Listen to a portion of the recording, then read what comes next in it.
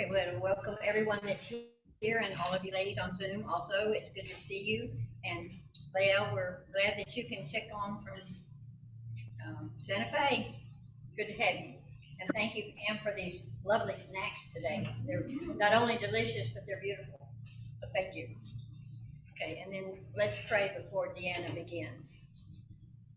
Our dear Heavenly Father, thank you for another opportunity to meet to study your word. Thank you for bringing us together. Please be with Deanna as she brings us her prepared lesson. In his name we pray, amen. And then let's silence our phones. Thank you for reminding us.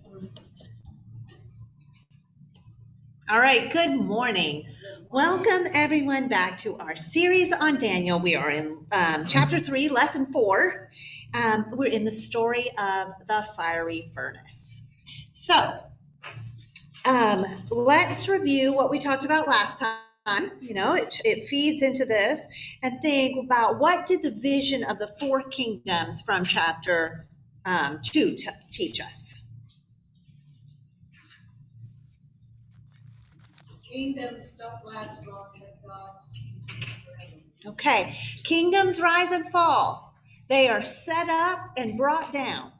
But God's kingdom will last forever, and God will come back to bringing forth his kingdom, even after the reign of a series of human kingdoms. Yes, what else?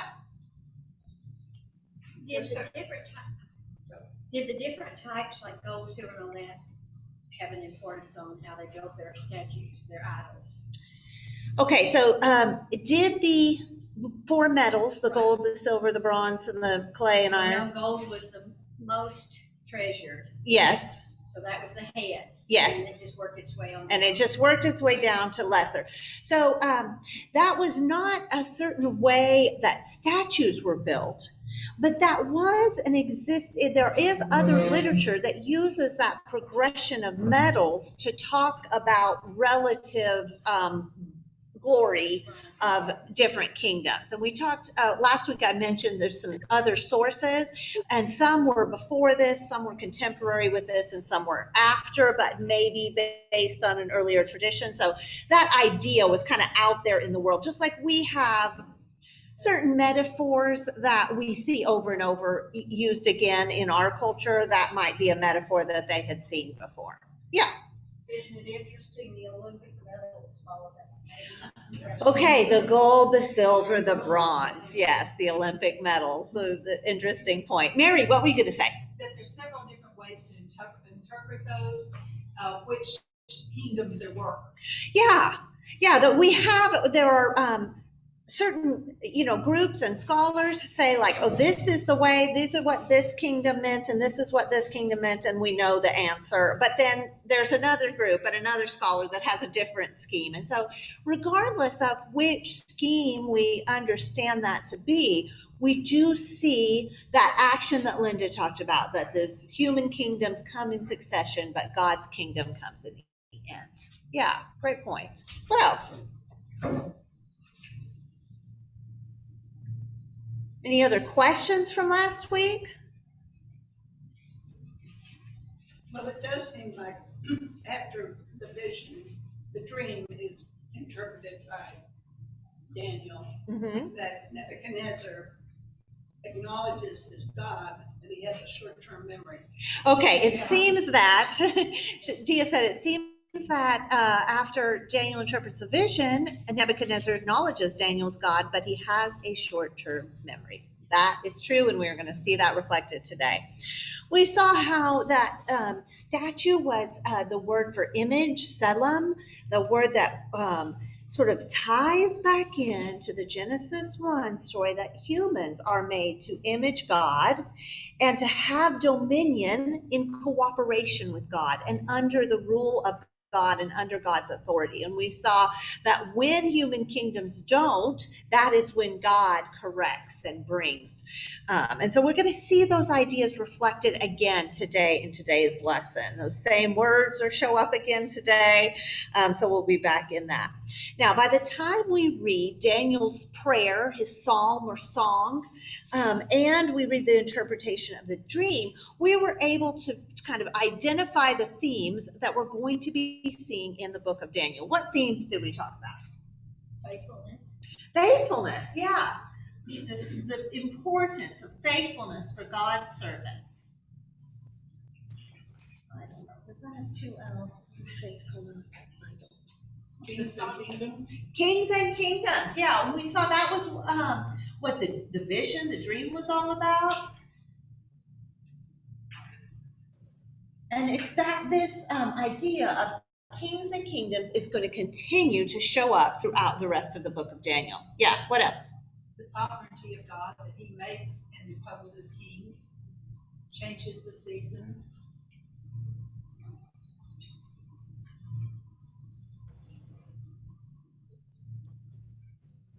Yes. The epochs and the seasons in the prayer, the sovereign rule of God, that God is in fact sovereign. And what's the last one we talked about?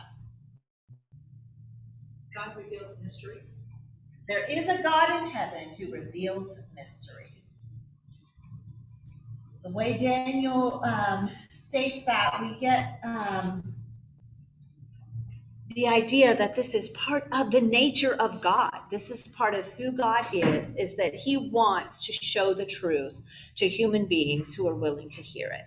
Okay, and so we saw Daniel, his servant, working to reveal that mystery to Nebuchadnezzar. And Nebuchadnezzar seemingly thought that was great. And then we move on to chapter 3. So let's read verses 1 through 12. Will someone read those first 12 verses?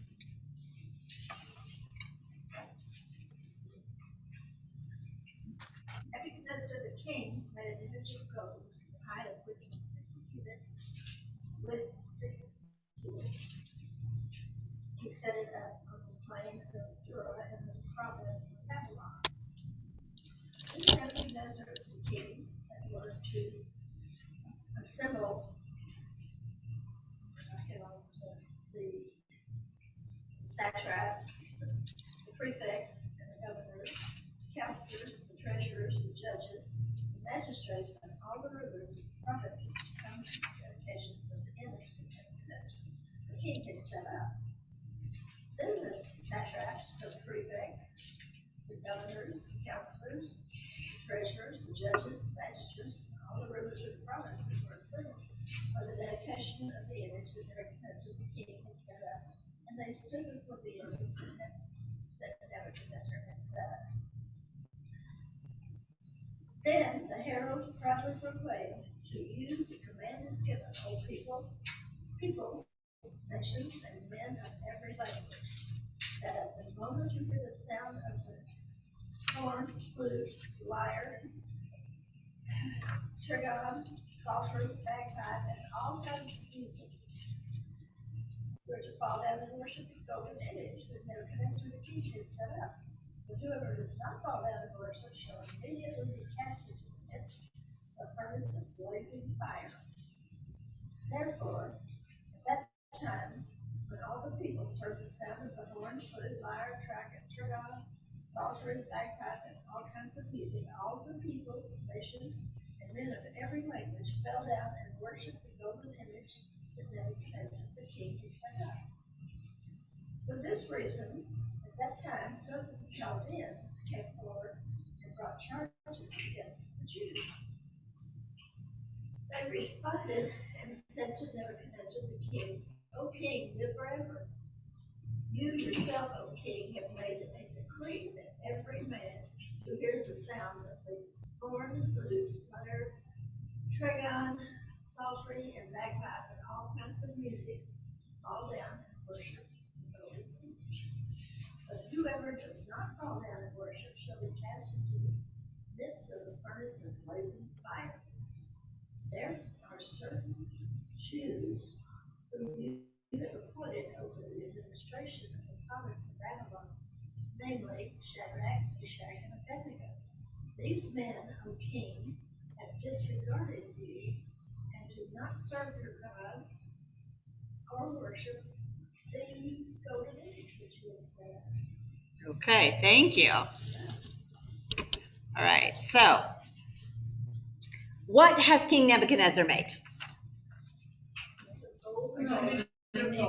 A golden image, right? This is sounding very familiar, right? What's the golden image like? Yeah, 60 cubits is 90 feet. Only 6 cubits or 9 feet wide, so it's tall and skinny, right? You suppose it looks like him?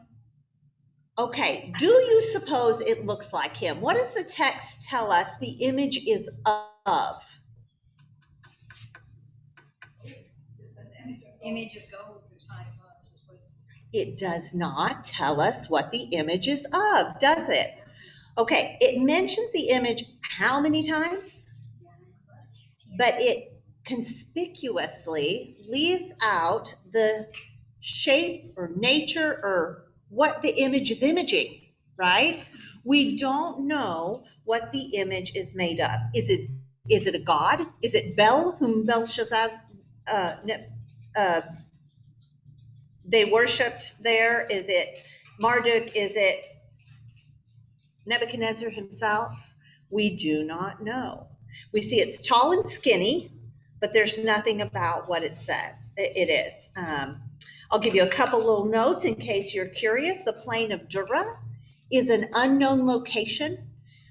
Dur is the word for like wall or fortress. So just like we have a lot of place names that are like Fort this and Fort that, there's a lot of places it could be, because there's a lot of names of places that have Dur in the title, but we don't know where it is. And we don't really know exactly when this happens, right? It seems to be later. It talks about Shadrach, Meshach, and Abednego, not as youths, but as men. And yet we don't know when this happened. So maybe, why do we think Nebuchadnezzar made this image? Maybe because in his dream, he saw that statue of the 4 elements, and he wants his kingdom to last forever. Okay. So he makes it all gold. He makes it all gold, and maybe he was inspired by his dream. That is a theory of ancient interpreters, yes, that he was taken in by the flattery of the dream and made this image all gold, yes. So that may be one thing. Could he be trying to set up something for the God of gods that Daniel was talking about? Okay, think about the way the text phrases this. Could he be trying to set up something for the real God, Yahweh, the true God? What do y'all think? What is go ahead, Joyce. There is a comment. The image probably represented the god David, whose name forms the first element in Nebuchadnezzar's name. Okay, Joyce is saying that her text note says that the image probably represented Nabu. This is is in Nebuchadnezzar's name. That Neb is part, just like we talked about how the Hebrew names have El in them, that's for God, have Yah in them, it refers to Yahweh. Abednego, the nego is a reference to Nabu as well. But that's a speculation that is not borne out by the text. What does the text say about the image? What does it emphasize and repeat about the image? That he set it up, right? How many times does it say Nebuchadnezzar set up, or he set up, or that he set up? You counted 9? I counted 9. From her version, you got 9? Okay, I noticed Lorie's version had both times in verse 3, and then the NIV cuts out one in verse 3. It's repetitive. The NIV will say, at the end of the NIV verse 3, it says, and they stood before it. but literally it's again, and they stood before the image he had set up. What do we think? What are we triggered to think when we see a biblical word or phrase repeated over and over? Important, I heard. Somebody wants credit for what they're doing. Somebody wants, this is being highlighted, right? This is emphasized, set up. And Sandy says set up means the credit goes to Nebuchadnezzar. So that may be one way to think about it. He definitely has done this himself, right? It says over and over that King Nebuchadnezzar set up the image of gold. King Nebuchadnezzar set up, right? Over and over. So that emphasis. Well, how might this tie in to what we saw last chapter?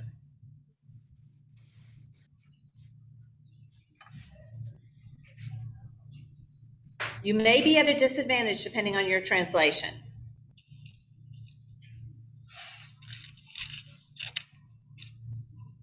The word sets up is in Daniel's song.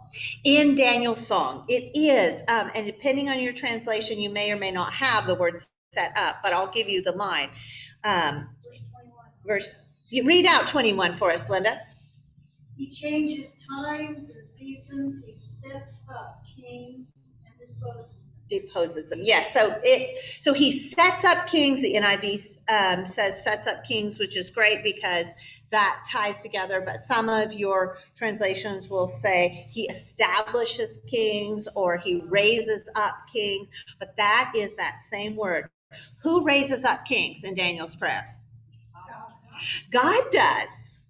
God raises up kings. Remember we said that humans are given dominion to image God, right? We image God by reigning under God's reign, in cooperation with God, in co-working with God. Is that what Nebuchadnezzar's doing? He's doing it for himself, right? He's setting up an image. He's not imaging God, but who sets up kings, but he's setting up his own image, which may be an image of his God or himself, and it doesn't really matter. What matters is that he's doing it. He's in charge. He's running it, not God, right?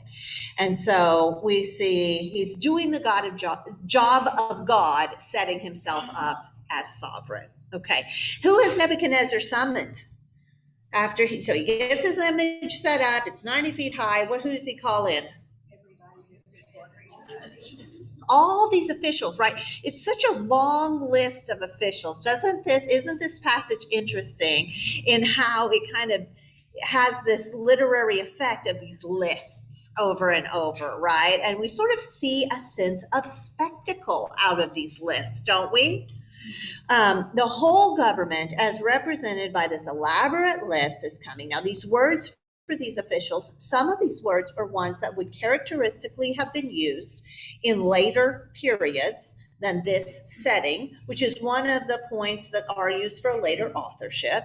But it's like there needed to be a really long list to make this effect that he's created a spectacle and called in all the government. And he seems to have called in all the peoples too, because in verse 7, therefore, as all the peoples heard the sound of the horn, right? So they've got the officials, the peoples, everyone's in there. And what's the king's decree? What are they supposed to do? Bow down and worship. They're to fall down and worship. Exactly the same phrase from last chapter when the king fell down and worshiped God in front of Daniel, or worship Daniel. Remember we talked about how that was a little bit of a difficulty. We have to think about that. But he's having them fall down and worship the image he has set up. Now, is the assumption that everyone will be awesome with this? They're cool with it. They all want to worship. They're going to enjoy worship. This is good for everybody. Okay. They get thrown in the furnace and die, right? There is a threat included at the start, right? Nebuchadnezzar has preset this furnace for the express purpose of forcing compliance. So you don't need to force compliance if compliance is great and beneficial and everybody wants to do it, right? He is insisting. We know everyone doesn't want to do it. Why wouldn't people want to do it? Let's not talk about the Jews, because we understand that they're not to worship other gods, and we'll talk about them more when we get to Shadrach, Meshach, and Abednego. But why would people groups not want to worship this image? Because they're conquered nations. They're conquered nations. This is symbolic of the oppression of Babylon, right? Babylon is the conqueror, not just of the Jews, but of many people groups. And are they a beneficent ruler? We have to guess. What will we guess? Guess no. Okay, why do we guess no? Well, he's pretty violent. I mean, he demands right away. Demands right away, violent, right? These people have been violently brought into exile to start with, so we know, these were from wars, right? And even the king, he rules in such a way that he flies into rage and kills people, right? You can't tell me what I dreamed last night. I can't remember it either, but I'll kill you, right? Okay, so what is Babylon or Nebuchadnezzar? What are they saying by insisting that everyone must bow? They're in control. They are in control. They have made a name for themselves.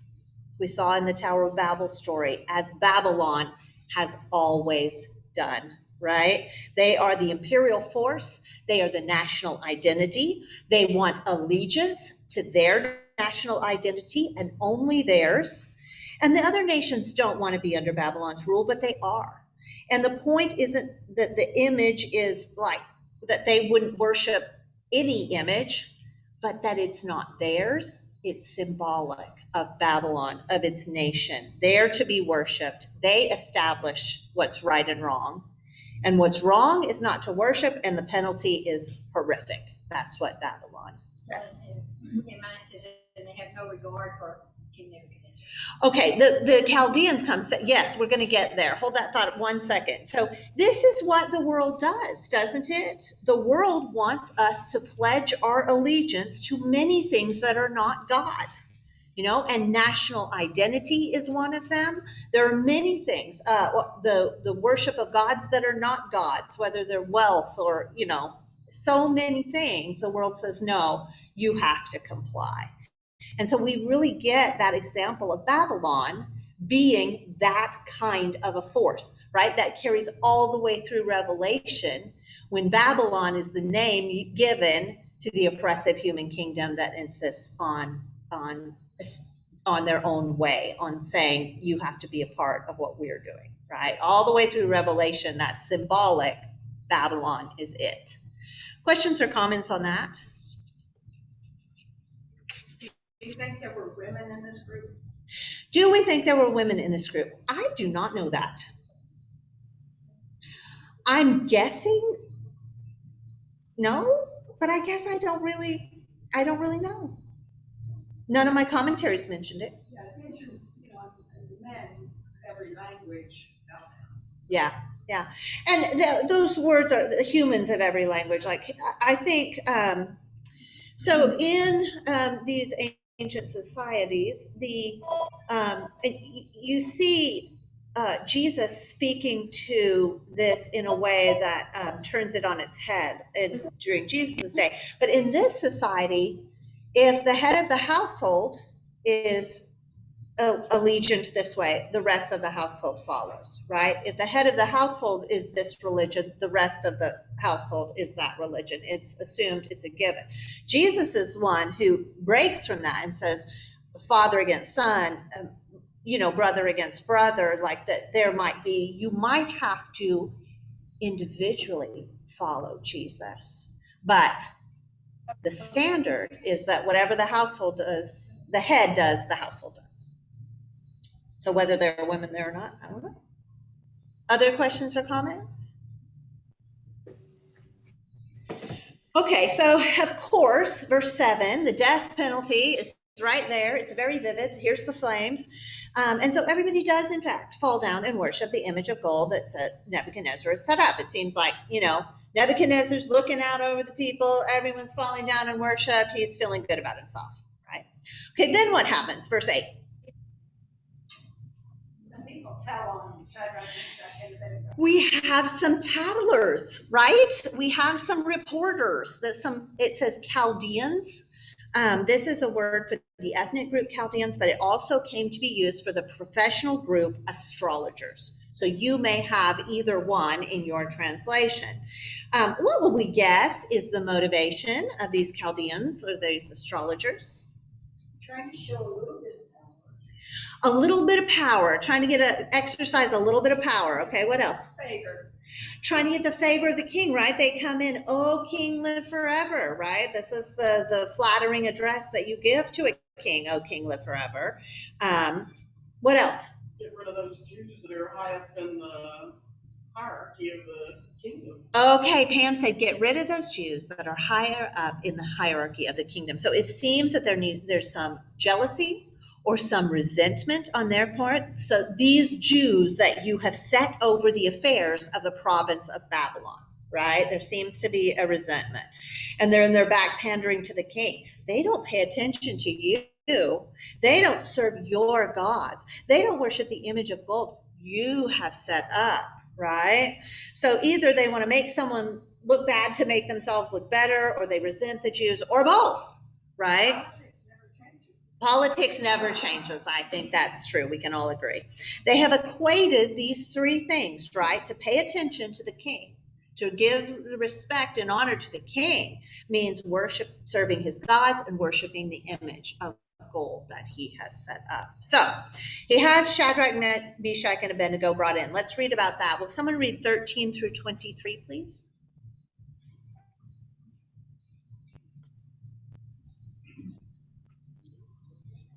Then Nebuchadnezzar, in his rage and fury, commanded to bring Shadrach, Meshach, and Abednego. Then they brought these men before the king. Nebuchadnezzar spake and said unto them, Is it true, O Shadrach, Meshach, and Abednego? Do not ye serve my gods, nor worship the golden image which I have set up? Now if ye be ready, that at what time you hear the sound of the cornet, flute, harp, what is that? What? Is that the lyre? I have zither and lyre. Okay.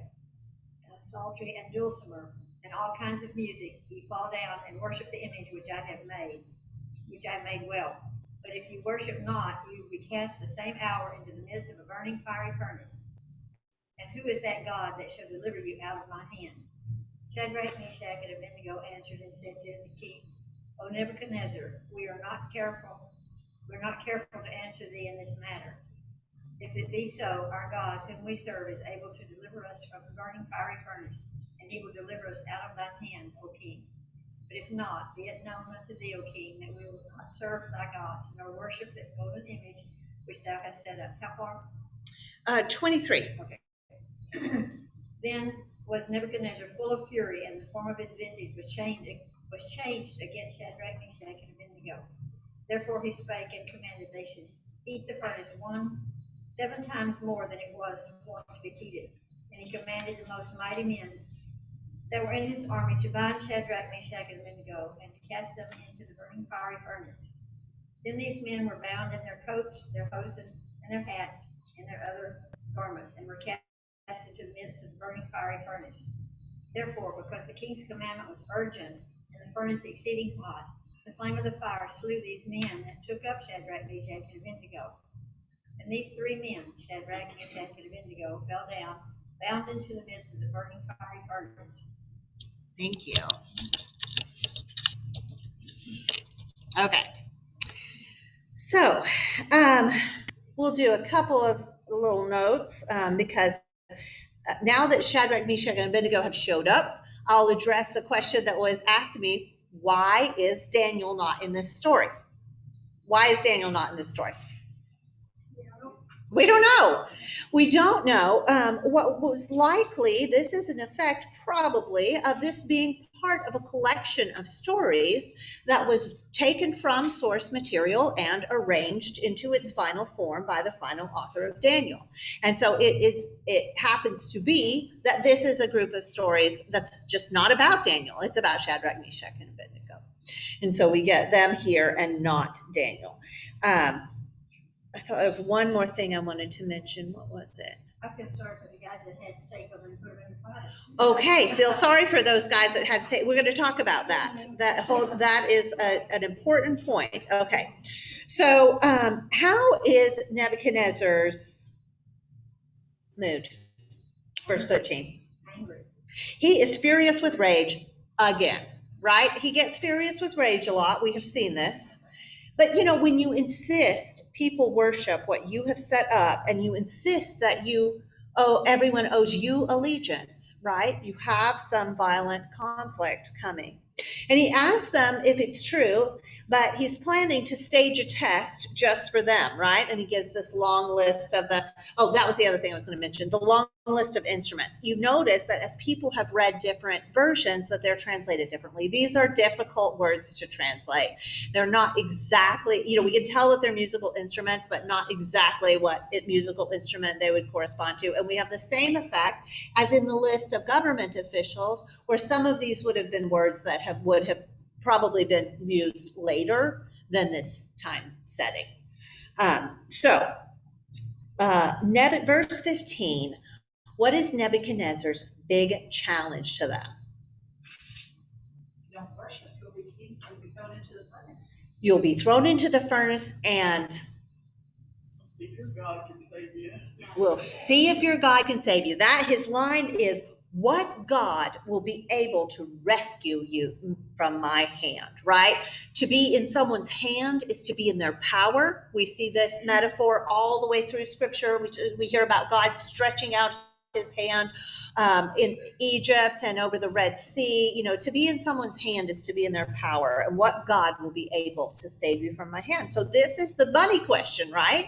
This is the big challenge that sets up the rest of the chapter. And let's talk about how Shadrach, Meshach, and Abednego handle this. So most people have just gone ahead with the worshiping. They're like, crazy king rages, furnace, just do it. Just worship. Are they willing to worship? No, we are not careful to answer. Right, no, they are not. That's a very interesting translation. We are not careful to answer. Some translations will say we have no need to defend ourselves. We don't need a comeback. The word is more like comeback, like we don't need a comeback from you. So they are not willing to worship. We're seeing the book of Daniel, this has been a theme, right? That reverence for God is important, and this faithfulness is important. And so we must resist what the worldly kingdoms who want our allegiance, resistance. What are some possible forms of resistance that we have seen or could see? How might one resist? They have to fall down and worship. Okay, Bow down. they don't fall down and worship, but how could they? Give me some ways that they don't resist, that they could have resisted. How do other people resist? Some people fight back. Okay, right? Fighting. There's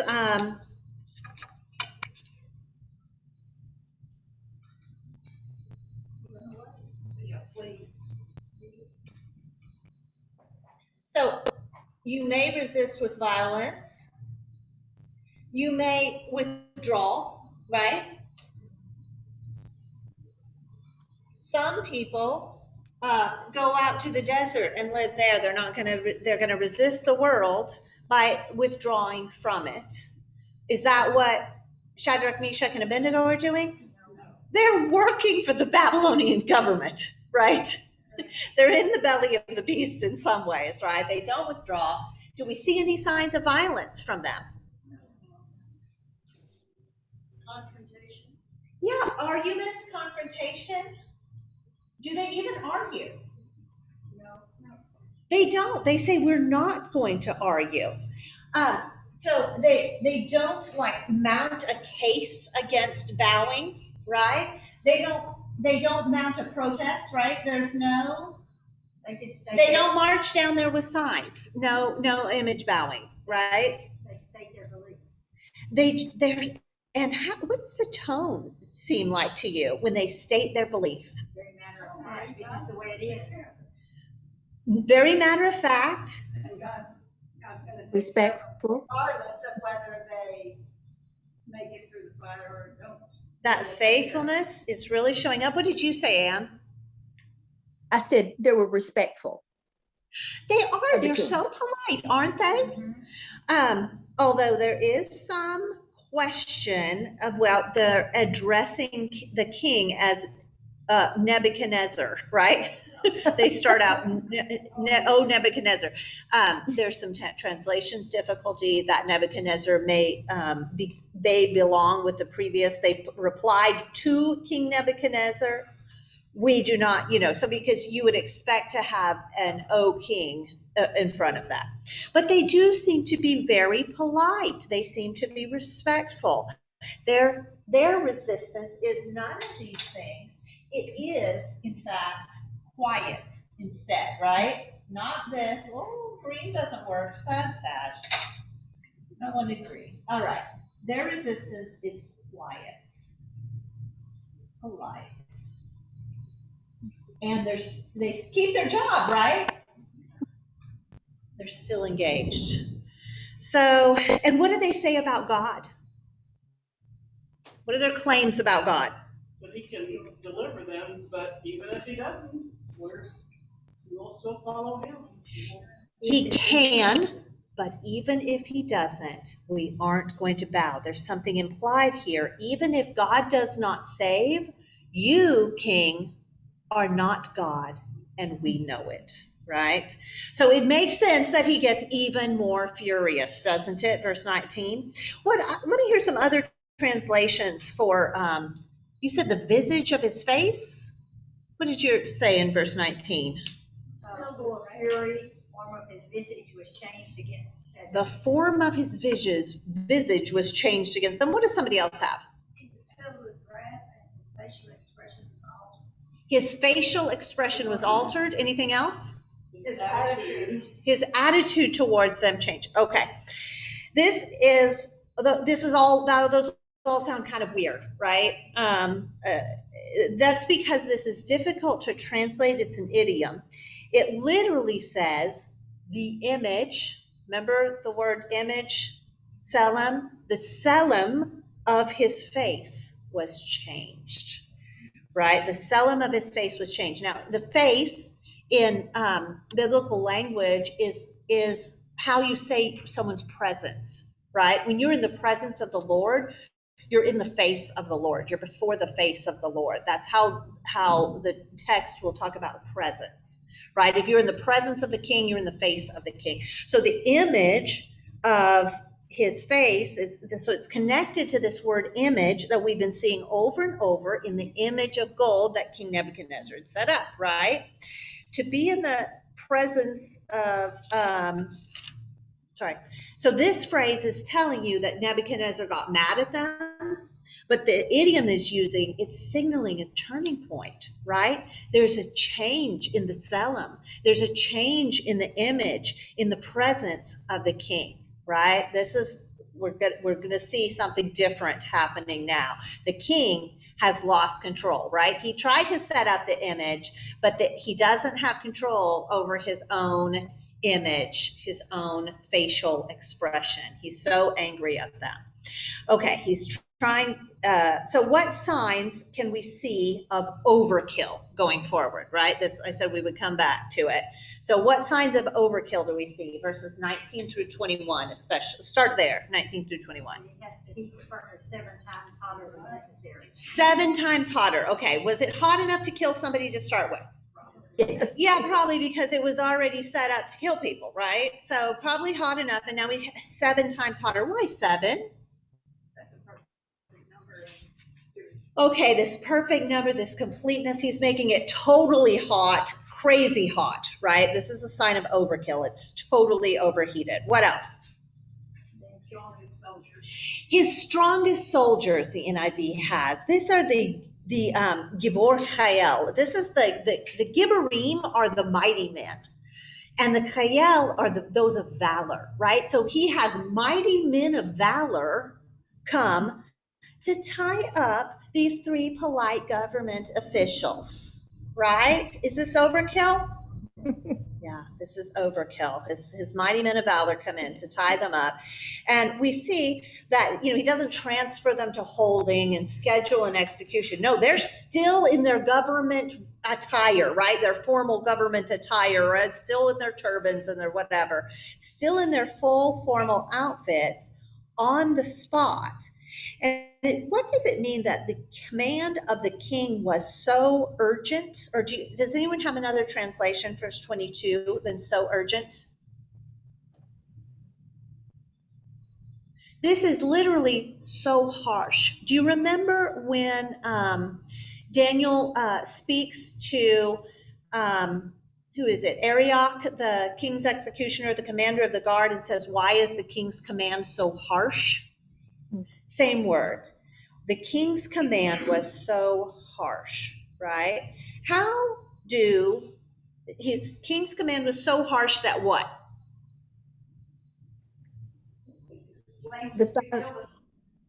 It kills the soldiers, his mighty men of valor, right? His most valuable soldiers are killed, right? How do soldiers die from the heat of a furnace outside a furnace? Do you think they just keep walking forward until they drop dead just on the king's say-so? Their garments catch fire maybe as they try to get close. What else might have happened? A lot of people in fires, and the heat destroys their lungs.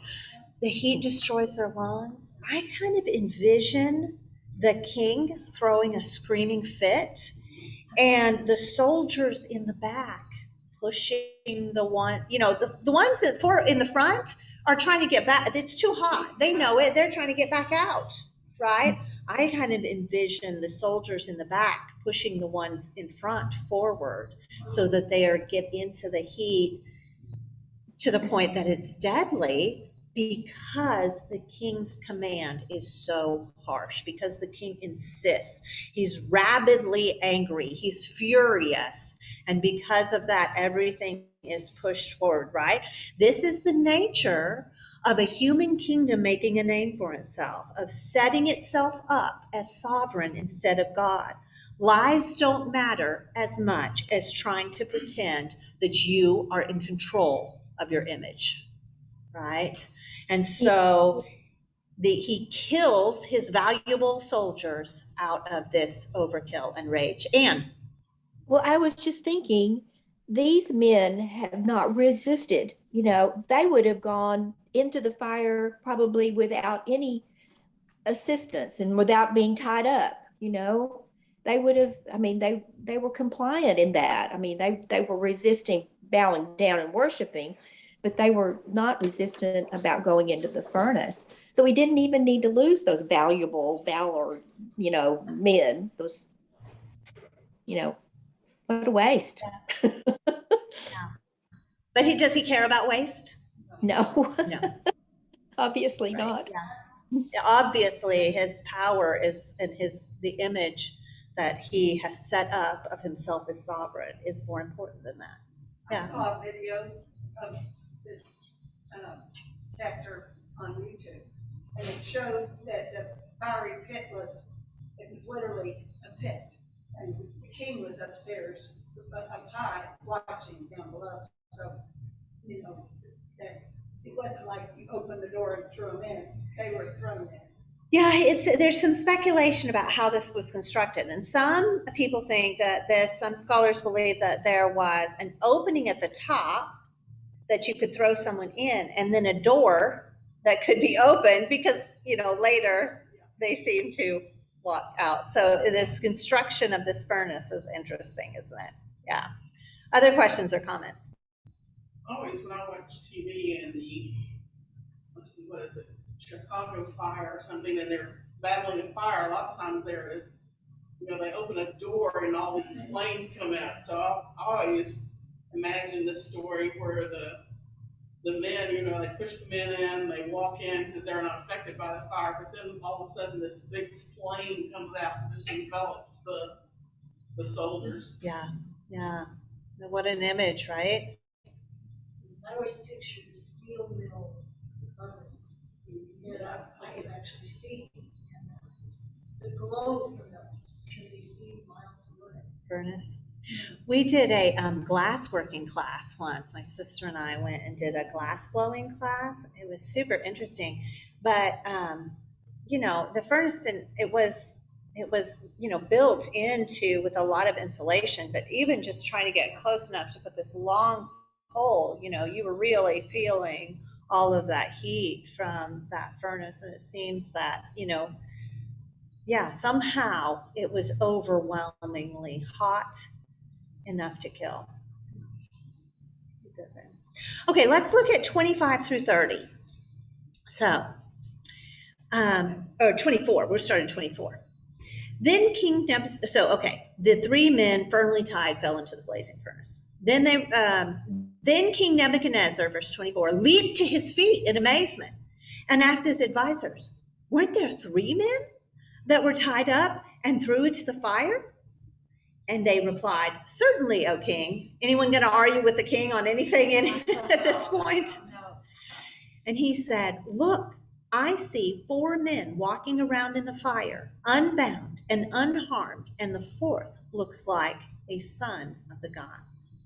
Nebuchadnezzar then approached the opening of the blazing furnace and shouted, Shadrach, Meshach, Abednego, servants of the Most High God, come out, come here.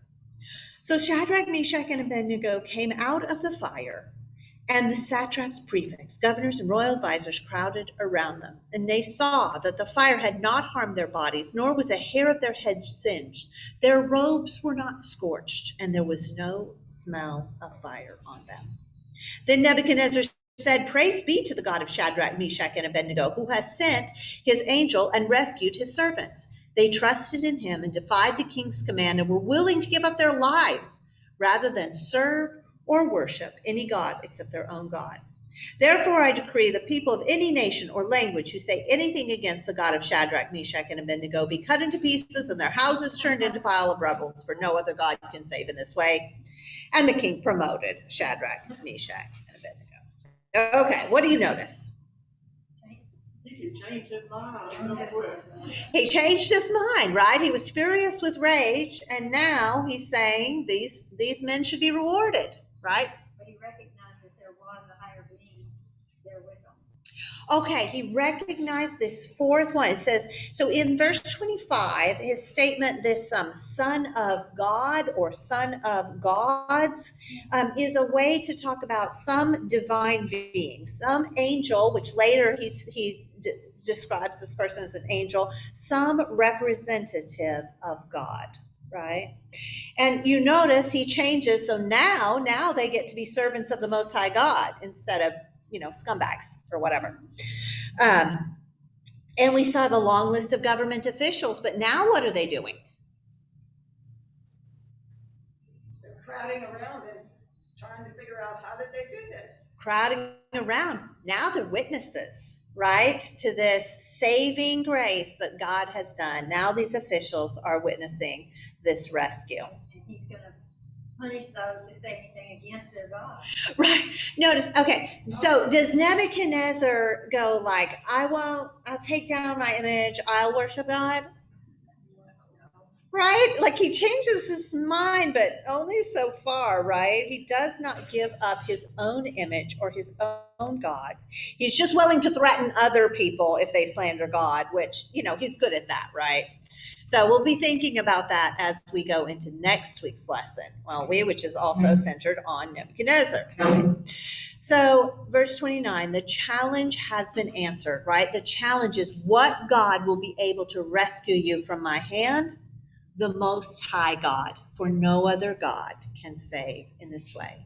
And we see again that the quiet faithfulness of God's people has testified for the power and might of God in the midst of this human kingdom.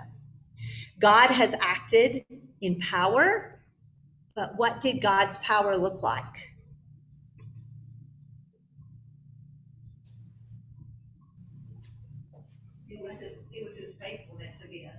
His faithfulness again, how so? Or you say them. With a lightning bolt, with a, how did he save them? It's why out. They just He walked said- out? He sent his angel, and he protected them. So God's power, his deliverance, was not violent either. The deliverance of God looked like the presence of God in the midst of the flames, the presence of God in the trial, right?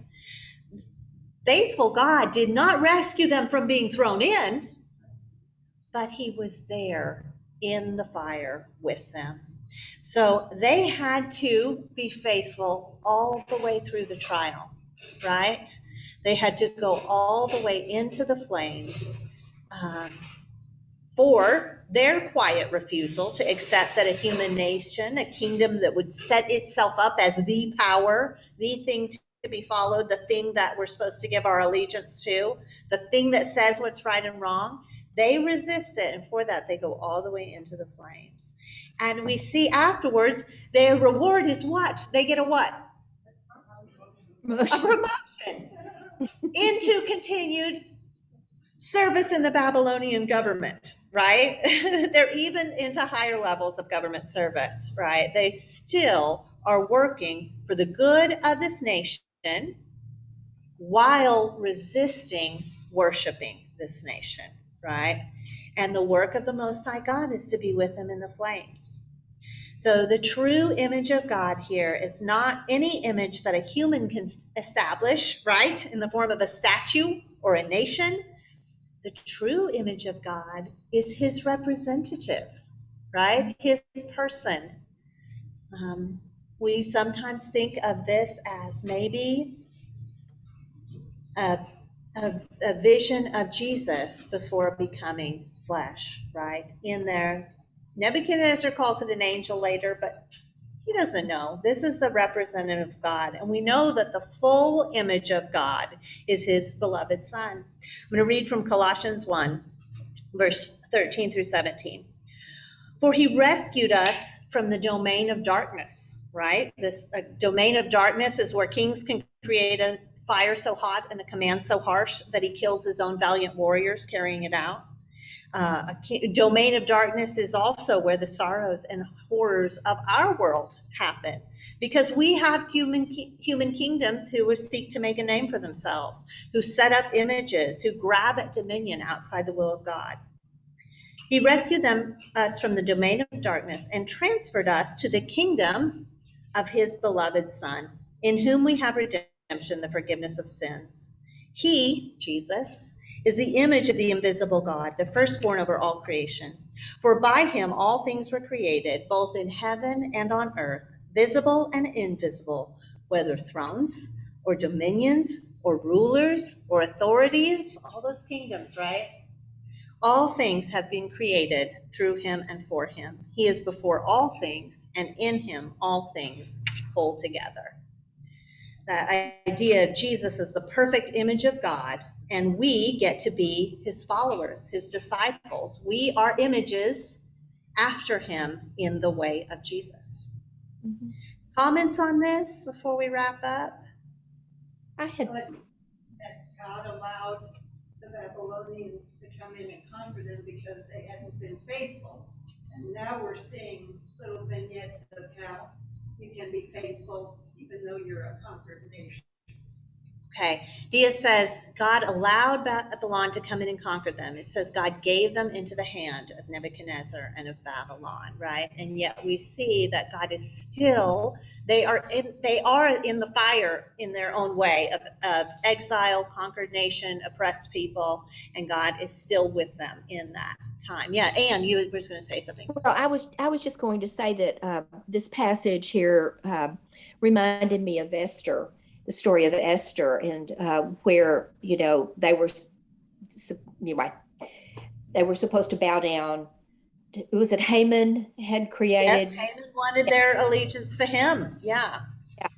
Yeah, And they would- and anyway, a similar kind of It is similar. This is a design pattern that runs through scripture, right? The way of the exile, the God's servant in the foreign court. And aren't we God's servant we're strangers in the strange land as they were, right? Yeah, Janelle. I'm thinking about Nebuchadnezzar bound and shaking in his boots to see this power of this God. His God is a lot more than the God that he's ever seen. You know, he changed his mind because he was afraid of power. What was God going to do to me? Yeah. Now, so, and I'm wondering also what after this, did he continue to require them to bow down to this golden image? Janelle's talking about how Nebuchadnezzar changed out of fear, right? This was power that he didn't expect, that he didn't think was possible. He came and he changed his mind out of fear. And we see that he doesn't change his mind out of allegiance to God, right? And we're going to keep seeing that as the story of Nebuchadnezzar continues. Yeah, I saw some other hands, maybe online. Any, or in the room? Someone else was going to comment. He had to believe in a certain way if he was already threatening those that spoke against God. He was threatening to cut them to pieces. Okay. So there had to be. So Sandy's saying he has some level of belief because he's threatening those who speak against God. Although we see that threats come real easy for him, right? Right? He's happy to threaten people. He'll turn people's houses into piles of rubble if they don't know his dream, right? So, and yet there is some measure of respect and acknowledgement of the power of God here. Yeah.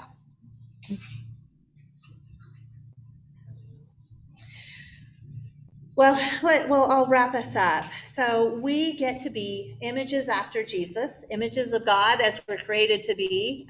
Jesus remakes us into images in his way, citizens not of the earthly kingdom, but of the kingdom of heaven, the kingdom of his beloved Son. And because we're at the kingdom of heaven, and yet here we are, among the kingdoms of the world, we are ambassadors for Christ. 2 Corinthians 5:20 calls us. Citizens of one place, representing that place to another kingdom. That's what an ambassador does, right? Our true citizenship is of heaven. And here we are, living in Jesus' way, living as images of God as he created us to be in the earthly kingdom. And our way can be the way of these men, the way of the exile, the way of the foreigner, the God servant in the foreign court, right? That way of serving in the kingdom, but keeping our allegiance to God, to be present as God is, sometimes in the fire. We are sometimes present, like sometimes it feels like we're in the fire, doesn't it? So we're present, serving, resisting allegiance with our fellow human beings who have to go through the flames too, and knowing God is with us. So that is today's lesson. Next week we are in chapter 4. We'll be back with King Nebuchadnezzar. He's got more adventures to come. Thank you. Thank